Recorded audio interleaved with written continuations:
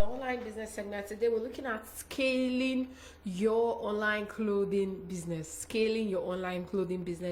And I can remember I've taken a topic on starting your own online clothing business, and I shared some very useful tips, so you can refer back to that video on our Facebook page. It's www.facebook.com/Broadstreet radio. Yes, but today we're looking at scaling that clothing business. So if you've decided and you've picked a niche for yourself, be that you're selling office wear, be that you're selling children's clothes, being that you sell only clothes for teenagers, or you sell clothes for maybe the matured end of women from like 40s upward, whatever clothing business, whatever aspect of the clothing business, be that you sell Ashwebi, or you sell George, you sell iTarget, Ankara, and things like that. You sell, materials for sewing blouse, or you sell accessories for sewing. It's still part of it. Whatever niche you've carved for yourself. So many people are online selling these days, selling all sorts these days. So how can you scale that's your business in the online space? The first one is have a good understanding of your e-commerce KPIs and metrics. It is very key and very important that you have a good understanding of your e-commerce KPI and metrics. You want to assess where you are in terms of your business goals, and also set new goals for your growth. To do that, you need a good handle on your overall e-commerce KPIs and metrics for your brand, as well as for each of your sales channels. So this also includes the following top metrics and KPIs. You look at your retention metrics. What are your stores' retention metrics? It is one of the most useful tools that you see some of these big e-commerce platforms. That's what they use. So your retention metrics when it comes to your KPIs is important. You look at your site engagement. Your on-site engagement metrics are also those stats pointing to the behavior of your potential shoppers and customers on your e-commerce site. So it's important to look at that as well when you're talking about your KPIs. We're still talking about KPIs. Also, look at your potential shopper reach. What is your potential shopper reach? Are you reaching new potential shoppers to bring into your sales funnel? Or you can have also the best conversation strategies in place, but if you're not bringing in heaps of new potential customers to convert, then your tactics or tricks may not be working. Because fine, I understand the need to make sure that you retain your old customers, because I understand you, they've been there, but it's important to also get new ones who will now transform into old customers who will also stay with you. So look at your potential shopper reach by assessing where your traffic is coming from the most with regard to your social media handles, and which channels you need to invest more in. For example, is it from YouTube, Google Ads, Facebook Ads, SEO, content marketing, blog traffic, influencer marketing, email marketing and subscribers, affiliate performance rates as well. So the second tip that you can use to scale up your business, set up a strategy to continuously assess customer satisfaction. Customer is king.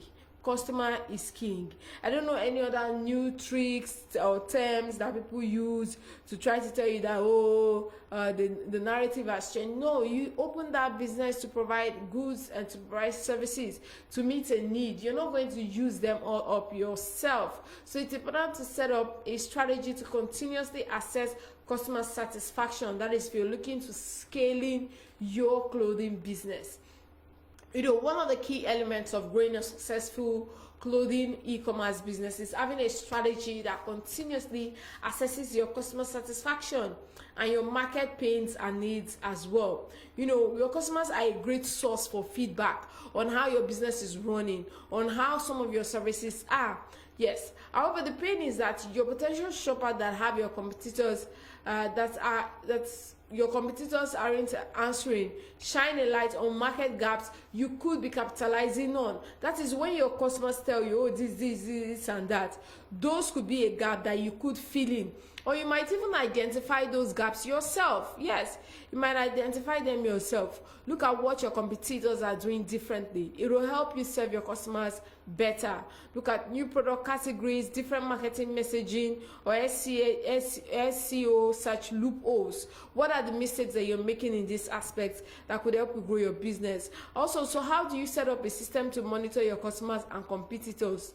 A customer satisfaction strategy, however, can take different forms, from as little as setting up automatic emails to get feedback for your shoppers once they are done, plan quarterly surveys and incentives. And the beautiful thing about surveys is that you can easily just put up a poll on your Insta stories, and as easy as it is, people will just go ahead and fill. It could even be on your Twitter handle. Twitter has a great tool for conducting polls. It will make you see what they're thinking about your brand very, very immediately. Also, follow your biggest competition's emails and social accounts. I always say this: you don't say because you and someone are in the same business, you decide to not follow them. No, follow them. Look at what they are doing differently. Yes, follow them. Even though I know some people, especially fashion designers, they block a lot of people who do the same business with them out of the fear of those people not, copying their designs. But I always find that quite laughable, because sometimes the design you create, someone may have created that design years ago. There's this ready-to-wear brand that I follow. She came up with a dress recently, and I've owned a similar dress, the same design, from a fashion designer from like 4 years ago. So that tells you that creativity is lying out there. What you think you're the first person to create, someone may have gone ahead to create it. So set up Google accounts for your competitors' names, backlinks, and keywords to use. Like mentioned, continuously assess price and the value of your product. Continuously assess price and value of your product.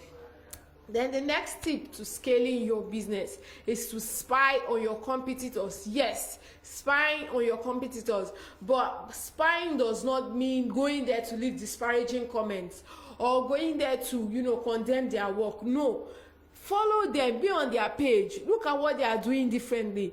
It is not just your competitors' customer needs you to want to keep an eye on. You want to monitor their products, their pricing, their categories, content marketing, and social media game as well. The reason I'm saying this is, for example, like most of these people that sell all these healthy treats like granola, Greek yogurt and all, one thing that I've noticed that most of them have the same pricing when it comes to their products. Yes, there was this particular one I was looking on our page this morning. 1 liter of Greek yogurt was 3,100, but there was another one whose 1 liter, 1.2 liter is 3,000. Then there's another one that sells 1 liter 3,000. So you can see those variation in prices could also help you. So if you follow accounts like that, it could help you monitor your products, your pricing, your categories, your content marketing, and your overall social media game. No, it is not just about blindly following what they are doing. So if you want to scale your online clothing store to success, you need to find a way to stand out and be unique in your market. By spying them does not mean you copy their designs. No. Originality is key, especially in the fashion industry. Do not just go and copy their designs and create a knockoff one out of it. Unfortunately, some of these big e-commerce clothing brands, they do it a lot. They copy from small fashion designers, and because they have the funds and the platform, they launch it very fast. They even make it too cheap, and a lot of people quickly rush there because it is quite affordable for them. Spy on them, but not spy on them to steal their ideas. Spy on them to monitor their products, their pricing, their categories, what they're doing, the kind of content they're creating that makes them stand out, and their social media game in general. The next way to scale your fashion business online is scale your shipping pricing strategies. Yes, scale your shipping pricing strategies. Although this particular topic is quite dicey and has created a lot of controversy, I wanted to order something from a lady. She sells homeware, appliances and all. Imagine ordering from she says her store is at Iyanokpaja. Okay, and I want you to deliver to me to Ikoyi. She said she was going to charge 2,000 naira. Meanwhile, I know some other people that charge 1,000 naira for the same location. Yes, they charge 1,000 naira for the same location. In fact, there's a vendor I patronize that charged 1,500 naira from Ojuelegba to Palm Grove. You know, things like that can really throw people off balance. I know with the current stage and with the current with the way things are happening, it's easy to, you know, kind of lose track on some of these important things. But hey, it's important to be equipped to create and print shipping labels for all the extra orders you'll be getting as well as batches. So for example, if you're an established store looking up to scale up, then the answer to the letter will probably be every day. What is the question? Will you be shipping in batches or every day? You should ship every day. You should ship. Stop stockpiling. Don't stockpile. Ship every day. Do not form the habit of intentionally delaying your customer's order.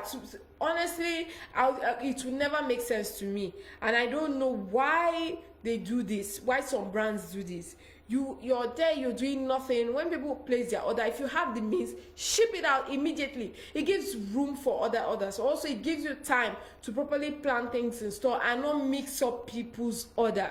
It's very, very important to do that. So scale your shipping pricing and strategies as well. Also, it's important to know how to, you know, do streamlined shipping as an e-commerce business. Whether you're offering tiered shipping pricing or free shipping, you want to establish a good baseline for your store before you shoot to 7 figures. Also, upgrade your customer service. It's important to upgrade your customer service. Customer is key. Upgrade. Develop multiple channels with which you can, you know, meet the needs of your customers.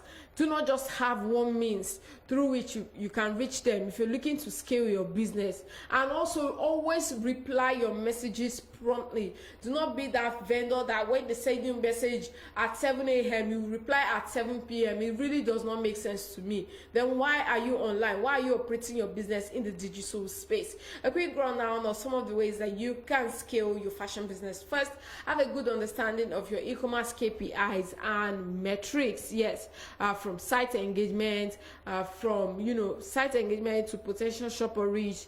It's important to look out for some of those things. Set up a strategy to continuously assess customer satisfaction. Customer is king. Spy on your competitors, but it does not mean you should copy their designs, copy their patterns. No, come up with your designs, come up with your patterns. You're spying on them to look at their content marketing game, their content marketing strategies, their social media game, their categories, their pricing, their products as well. So scale your shipping pricing and strategies as well. It's very, very important that you do that. Also, upgrade your customer service. Upgrade your customer service. As your business is growing, that's how ethical people want you to be, ethical and professional as well. You know, your store should always be ready for an increase in traffic. Yes, it is part of your growth process.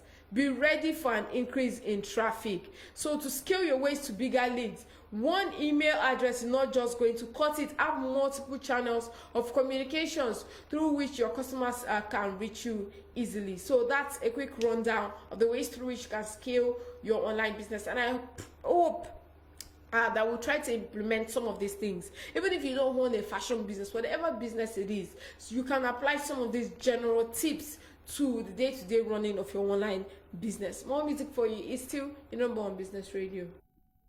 Melanin for you, smile.